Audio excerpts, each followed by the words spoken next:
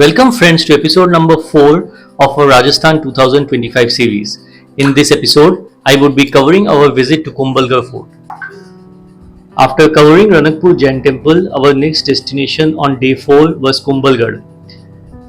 We planned to stay at Kumbhalgarh for the day.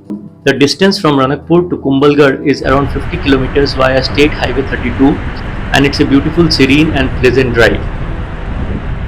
Once again, since the coverage of the fort is very big, I am dividing this episode into two parts.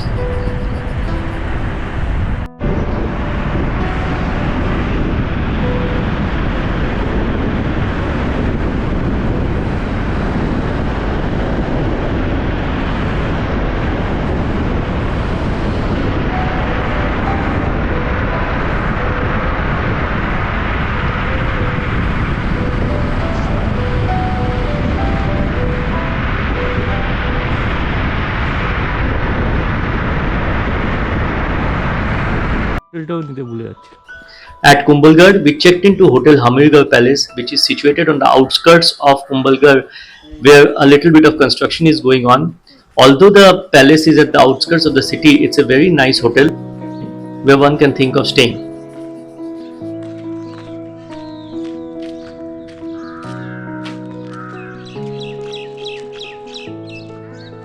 On day 5, we started from our hotel and the fort is around 8 kilometers from there, driving up the hill.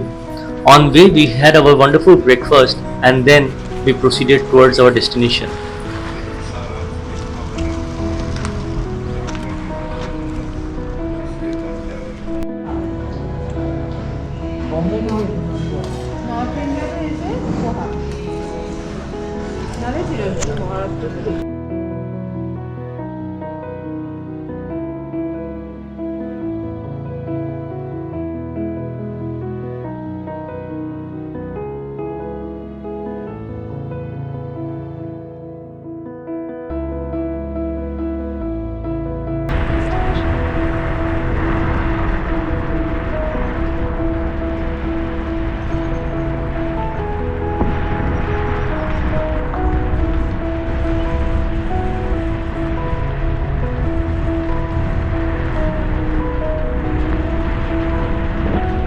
The Kumbhalgarh Fort has nominally charged ticket entries.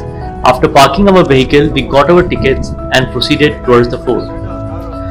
Kumbhalgarh, also known as the Great Wall of India, is a fortress located on the western range of Aravalli Hills in Kumbhalgarh Rajasamand district of Rajasthan.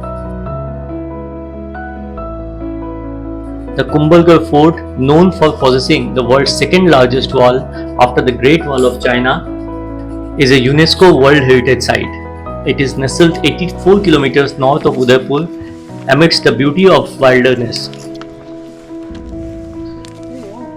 Considered to be the second most significant citadel in the Mewar region after Chittorgarh, this majestic fort was constructed in the 15th century AD by Rana Kumbha.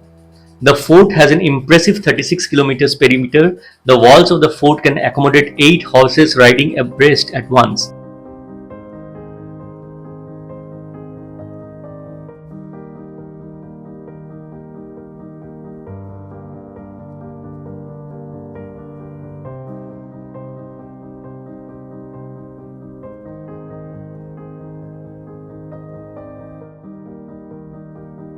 The first entry into the fort is through the Arid Pole gate. Halla Pole is the next on a downward slope, followed by Badshahi Bawri. Hanuman Pole is the next around half a kilometer from Halla Pole. It's a double-storied gate with octagonal bastions. The gate got its name from the stone image of Hanuman located in front of the gate, which was bought by Maharana Kumbha. Rampole is the main entrance of the fort. There is another entrance towards the east called Vijay Pole. There are 5 more gates between Rampole to Badal Mahal, the palace built on the highest point of the fort. Names of these gates are Bhairav Pole, Nimbu Pole, Chauhan Pole, Pagda Pole and Ganesh Pole. Kumbhalgarh is also the birthplace of Maharana Pratap. Throughout its history, Kumbhalgarh Fort, because of its massive fortification and architectural brilliance, could be breached only once by the combined forces of Mughals and Amir, despite repeated attacks to conquer it. The fort has been created in one of the most strategic ways, employing hidden passageways, underground water reservoirs, and secret chambers as protection against constant invasions. The massive fort doesn't only have massive fortified structure but also temples and monuments housed within its walls. It includes the Nilkant Mahadev Temple, Badal Mahal, and Kumbha Palace.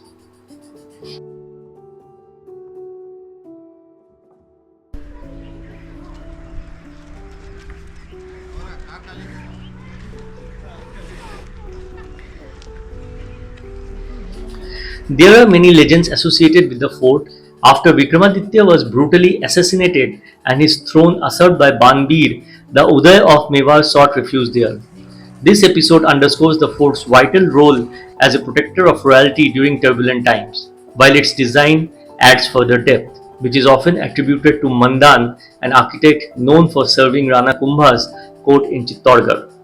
Rana Lakha won this entire area and plains of Godwar from Chauhan Rajputs of Nadol in late 14th century. Kumbhalgarh fort was built by Mandan, who was the chief architect of Kingdom of Mewar. Rana Kumbha ordered for the construction of the fort in 1448 AD, according to the Kumbhalgarh inscription. The fort served as Rana Kumbha's second most favored capital. Rana Kumbha's kingdom of Mewar stretched from Ranthambore to Gwalior and included large tracts of what is now Madhya Pradesh and Rajasthan. Out of the 84 forts in his dominion, Rana Kumbha is said to have built 32 of them, of which Kumbhalgarh is the largest and most elaborate.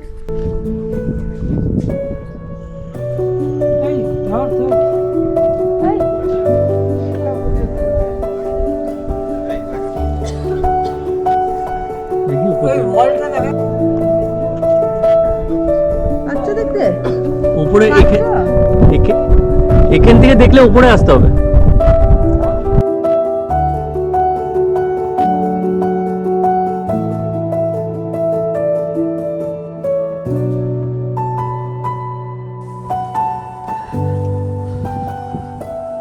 দেখি এদিকে তাকাও, video করি একটু। কে কে যাচ্ছে? গিনিয়ার Rio ঠাম্মি।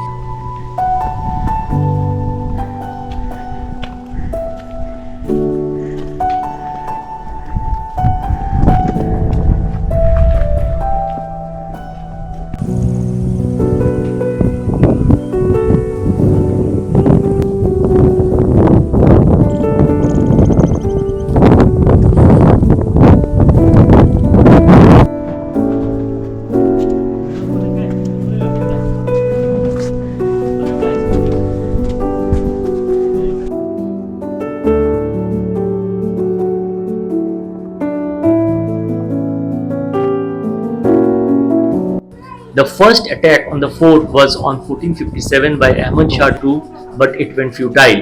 The temple of Banamata deity in the fort was, however, destroyed by Ahmad Shah. Mahmud Khalji's attack during 1458-59 and 1467 were also reverted successfully. However, Akbar's general Shahbaz Khan attacked this fort in October 1577, and after the siege of 6 months, he was able to capture the fort in April 1578, only to be recaptured by Maharana Pratap in 1583. To protect from the British, in 1818, an armed band of sannyasis formed a garrison. James Todd convinced, and the fort was taken over by British and later returned to the Udaipur state. There were additions made by Maharanas of Mewar, but the original structure built by Maharana Kumbha remains same. The residential buildings and temples are well preserved.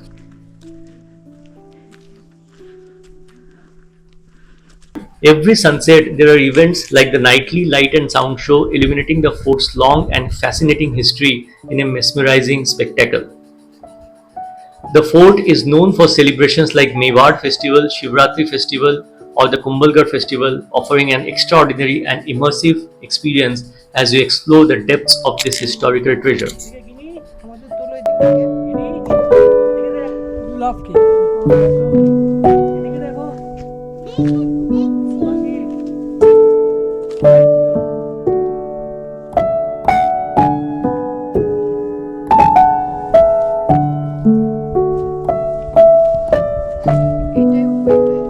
এটা video